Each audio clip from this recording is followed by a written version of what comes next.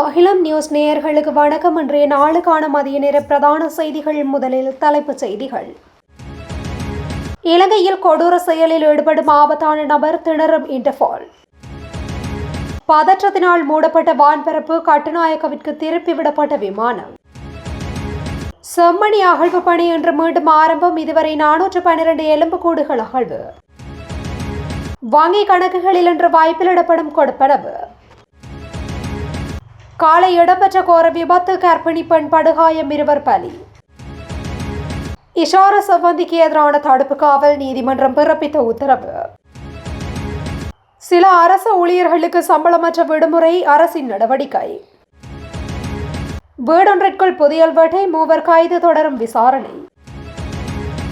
ஆங்காங்கே மீட்கப்பட்ட சடலங்களால் பரபரப்பு. டெங்கு மரணங்கள் மேலும் அதிகரிப்பு. தமிழர் பகுதியில் பிரபல பாடசாலைக்குள் நடந்த கொடூர சம்பவத்தால் பரபரப்பு. தொடர்பான விரிவான செய்திகள். பிரபல பாதாள உலக குழு தலைவரான கஞ்சிபாணி இம்ரான் சர்வதேச போலீசாரான இன்டர்போலின் கண்களில் மண்ணை தூவி தொடர்ந்தும் குற்ற செயல்களில் ஈடுபட்டு வருவதாக குற்றம் சுமத்தப்பட்டுள்ளது. கஞ்சிபாணி இம்ரான் கொலைகள் மற்றும் கொடூரமான மனிதநேயமற்ற பல குற்ற செயல்களுடன் தொடர்புடைய இலங்கையின் பாதாள உலக குழுவின் மிக கொடூரமான மற்றும் ஆபத்தான குற்றவாளிகளில் ஒருவராக அடையாளப்படுத்தப்பட்டுள்ளார். சர்வதேச போலீசாரின் வலையிலிருந்தும் தப்பித்து வெளிநாடொன்றில் தலைமறைவாக இருந்து கொண்டு இலங்கையில் அச்சுறுத்தலான பாதாள உலக குழு செயற்பாடுகளை இயக்கி வருவதாக புலனாய்வு பிரிவினர் உறுதிப்படுத்தியுள்ளனர். 2019ஆம் ஆண்டு துபாயில் வைத்து கைது செய்யப்பட்ட இலங்கைக்கு நாடு கடத்தப்பட்டதன் பின்பு அதி உயர் பாதுகாப்பு சிறையில் வைக்கப்பட்டிருந்த கஞ்சிபாணி இம்ரான் 2021ஆம் ஆண்டு பிணையில் செல்ல அனுமதிக்கப்பட்டதை தொடர்ந்து நாட்டிலிருந்து தப்பியோடினார். அன்றிலிருந்து போலி கடவுச்சீட்டுகளை பயன்படுத்தி பல்வேறு நாடுகளின் எல்லைகளை கடந்து நடமாடி வரும் கஞ்சிபாணி இம்ரான் பல கொடூரமான கொலைகளின் பின்னணியில் இருக்கும் முக்கிய சூத்திரதாரியாக விளங்குவதாக குற்றம் சுமத்தப்பட்டுள்ளது. கஞ்சிபாணி இம்ரான் வரும் உள்நாட்டு பாதாள உலகக்குழு செயற்பாடுகளை மட்டும் மேற்கொள்ளவில்லை எனவும் தற்போது சர்வதேச பயங்கரவாத அமைப்புகள் மற்றும் சர்வதேச பாரிய மாஃபியா கும்பல்களுடன் கைகோர்த்துள்ளதாக புலனாய்வுத்துறை தகவல்கள் வெளிப்படுத்தியுள்ளன. மத்திய கிழக்கில் நேற்றிரவு பதற்றம் திடீரென அதிகரித்ததை தொடர்ந்து மத்திய கிழக்கின் சில பகுதிகளில் வான்வெளி மூடப்பட்ட நிலையில் குவைத் நகரம் மற்றும் தம்மாம் நோக்கி சென்ற ஸ்ரீலங்கன் ஏர்லைன்ஸ் நிறுவனத்தின் 2 விமானங்கள் பண்டார்நாயக்க சர்வதேச விமான நிலையத்திற்கு பாதுகாப்பாக திருப்பி அனுப்பப்பட்டுள்ளதாக தெரிவிக்கப்பட்டுள்ளது. ஸ்ரீலங்கன் ஏர்லைன்ஸ் விமானம் நேற்று மாலை 5:10 மணிக்கு பஹாய் சர்வதேச விமான நிலையத்திலிருந்து குவைத் சர்வதேச விமான நிலையத்திற்கு புறப்பட்டது. அதே நேரத்தில் விமானம் UL 253 மாலை 6:36 மணிக்கு தம்மாமில் உள்ள ஹிங்பஹத் சர்வதேச விமான நிலையத்திற்கு புறப்பட்டது. இந்த 2 விமானங்களும் ஏர்பஸ் A321 நியோ ரக விமானங்களை பயன்படுத்தி இயக்கப்பட்டன.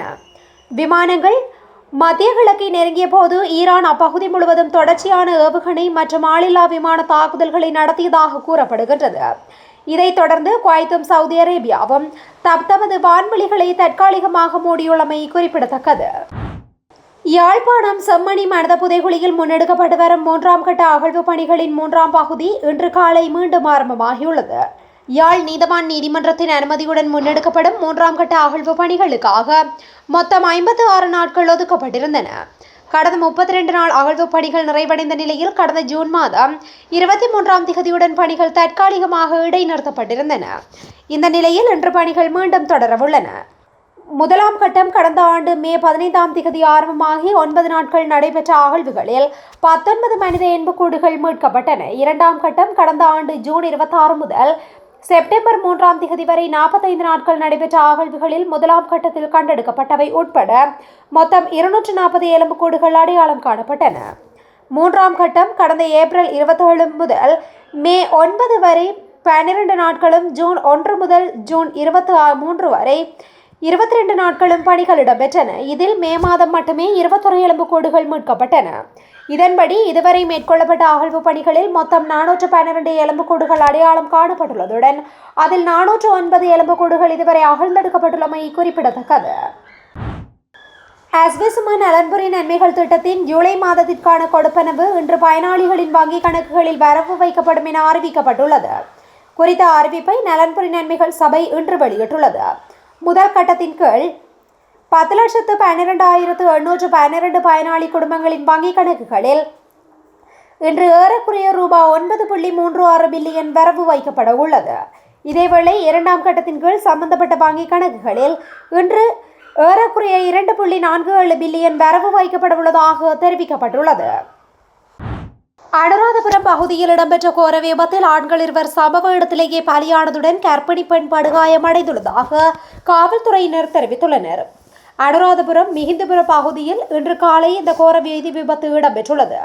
இந்த விபத்தில் படுகாயமடைந்த கர்ப்பிணி பெண் அனுராதபுரம் போதனா வைத்தியசாலையின் தீவிர சிகிச்சை பிரிவில் அனுமதிக்கப்பட்டு சிகிச்சை பெற்று வருகின்றார்.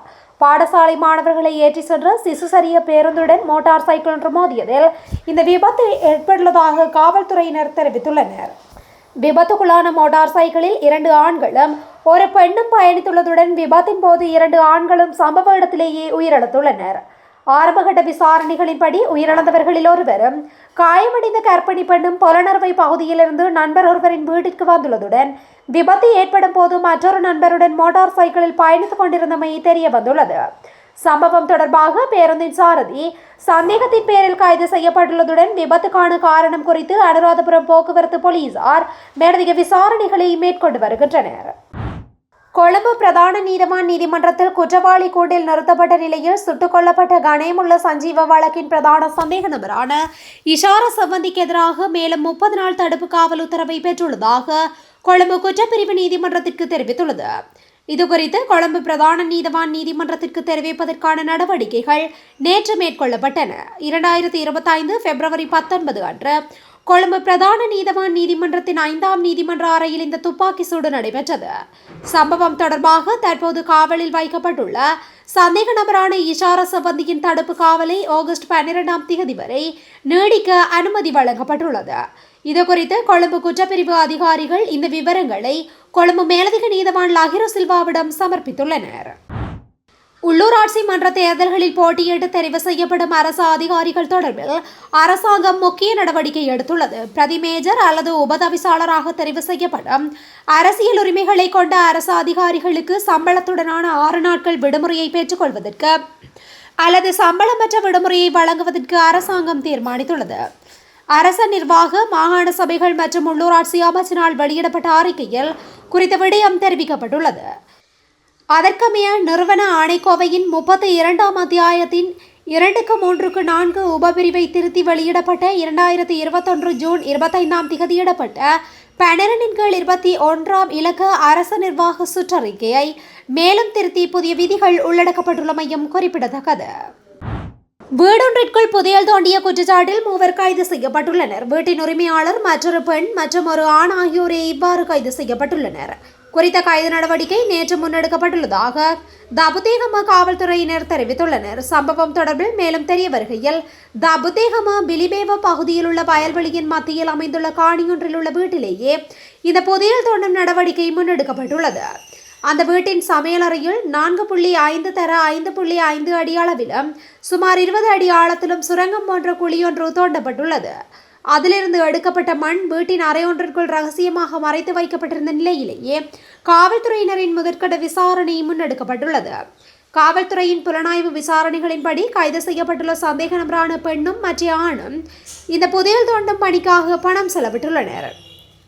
சம்பவத்துடன் தொடர்புடைய சந்தேக நபர்களிடமிருந்து நீர் மோட்டார், நீர்க்குழாய், கம்பி சுருள், மண்வெட்டி மற்றும் மண் தோண்டுவதற்கு பயன்படுத்தப்படும் வெளியேற்றுவதற்கும் பயன்படுத்தப்படும் பல உபகரணங்கள் காவல்துறையினரால் கைப்பற்றப்பட்டுள்ளன.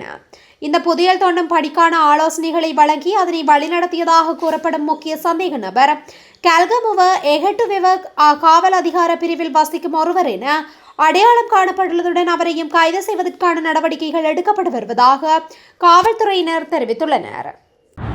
கெலைவெல மற்றும் தெரணியாகல ஆகிய பகுதிகளில் 2 சடலங்கள் கண்டுபிடிக்கப்பட்டுள்ளதாக போலீசார் தெரிவித்துள்ளனர். நேற்று மாலை கெலைவெவ போலீஸ் பிரிவிற்குட்பட்ட வடமேற்கு கால்வாயின் ஹெல்மிலாகல பீலிபாலம பகுதிக்கு அருகில் பெண்ணொருவரின் சடலம் காணப்படுவதாக கெலைவெல போலீஸ் நிலையத்திற்கு கிடைத்த தகவலின் அடிப்படையில் விசாரணைகள் ஆரம்பிக்கப்பட்டுள்ளன. உயிரிழந்தவர் கெலைவெல பகுதியைச் சேர்ந்த 82 வயதுடைய பெண் ஆவார். இந்த பெண் மனநல குறைபாட்டால் பாதிக்கப்பட்டிருந்தவர் என்றும் கடந்த ஜூலை 13ஆம் திகதி இரவில் வீட்டை விட்டு வெளியேறியுள்ளார் என்பதன் விசாரணைகளில் தெரிய வந்துள்ளது. சடலம் பிரேத பரிசோதனைக்காக தபுள்ளை வைத்தியசாலையின் பிரேத அறையில் வைக்கப்பட்டுள்ளதுடன் கலேவல போலீசார் எழுதிய விசாரணைகளை மேற்கொண்டு வருகின்றனர். இலங்கையில் இந்த ஆண்டின் இதுவரையான காலப்பகுதியில் பதிவாகியுள்ள டெங்கு நோயாளர்களின் எண்ணிக்கை 71,000 கடந்துள்ளதாக தேசிய டெங்கு ஒழிப்பு பிரிவு தெரிவித்துள்ளது. அதற்கமைய நேற்று வரையான தரவுகளின்படி நாட்டில் பதிவாகியுள்ள டெங்கு நோயாளர்களின் எண்ணிக்கை மேலும் அதிகரித்து 71,235 பதிவாகியுள்ளது. அத்துடன் டெங்கு மரணங்களும் 49 அதிகரித்துள்ளதாக தேசிய டெங்கு ஒழிப்பு பிரிவு தெரிவித்துள்ளது. இதற்கிடையில் ஜூலை மாதத்தின் முதல் 13 நாட்களிலேயே 14,572 டெங்கு நோயாளர்கள் பதிவாகியுள்ளதாக தேசிய டெங்கு ஒழிப்பு பிரிவு தெரிவித்துள்ளது. மேலும் இந்த ஆண்டில் அதிகளவான டெங்கு நோயாளர்கள் ஜூன் மாதத்திலேயே பதிவாகியுள்ளதுடன் அப்போது மட்டும் 21,538 பேர் பாதிக்கப்பட்டிருந்தமை குறிப்பிடத்தக்கது. முல்லைத்தீவு புதுக்குடியிருப்பில் அமைந்துள்ள பிரபல பாடசாலை ஒன்றில் சக மாணவர்களை இரும்பு கம்பியால் தாக்கிய சம்பவம் தொடர்பில் கைது செய்யப்பட்ட 3 மாணவர்களையும் எதிர்வரும் 21ஆம் தேதி வரை விளக்கமறியலில் வைக்குமாறு முல்லைத்தீவு மாவட்ட நீதிமன்றம் உத்தரவிட்டுள்ளது. நேற்று பாடசாலை நேரத்தில் இடம்பெற்ற இந்த சம்பவத்தில் உயர்தர வகுப்பில் புதிதாக இணைந்திருந்த 3 மாணவர்கள் இரும்பு கம்பியுடன் மற்றொரு வகுப்பறைகள் நுழைந்து அங்கு கல்வி கற்றுக் கொண்டிருந்த மாணவர்களை தாக்கியதாக தெரிவிக்கப்படுகின்றது. இந்த தாக்குதலில் 2 மாணவர்கள் பலத்த காயமடைந்த நிலையில் அவர்கள் புதுக்குடியிருப்பு ஆதார வைத்தியசாலையில் அனுமதிக்கப்பட்டனர். பின்பு மேலதிக சிகிச்சைகளுக்காக முல்லைத்தீவு மாவட்ட மருத்துவமனைக்கு மாற்றப்பட்டு தொடர்ந்தும் சிகிச்சை பெற்று வருகின்றனர். சம்பவத்தை தொடர்ந்து பாதிக்கப்பட்ட மாணவர்களின் குடும்பத்தினரும் உறவினர்களும் பாடசாலை வளாகத்தில் ஒன்று கூடி எதிர்ப்பை வெளியிட்டதுடன் இது தொடர்பில் புதுக்குடியிருப்பு போலீசாருக்கு முறைப்பாடு வழங்கப்பட்டது. இதேவேளை சம்பவத்துடன் தொடர்புடைய ஏனைய சந்தேக நபர்களை அடையாளம் காணும் விசாரணைகள் தொடர்ந்து முன்னெடுக்கப்பட்டு வருவதாக போலீசார் நீதிமன்றத்தில் தெரிவித்துள்ளனர். இத்துடன் இன்றைய நாளுக்கான மதிய நேர பிரதான செய்திகள் நிறைவடைகின்றன. தொடர்ந்து இதுபோன்ற செய்திகளை உடனுக்குடன் அறிந்து கொள்ள அகிலம் நியூஸுடன் இணைந்திருங்கள். நன்றி, வணக்கம். அகிலம், மாற்றத்திற்கான மக்கள் குரல். இந்த வீடியோ பிடிச்சிருந்தா லைக் பண்ணுங்க, கமெண்ட் பண்ணுங்க, ஷேர் பண்ணுங்க. மறக்காம கீழே இருக்க பெல் ஐகானை கிளிக் பண்ணுங்க.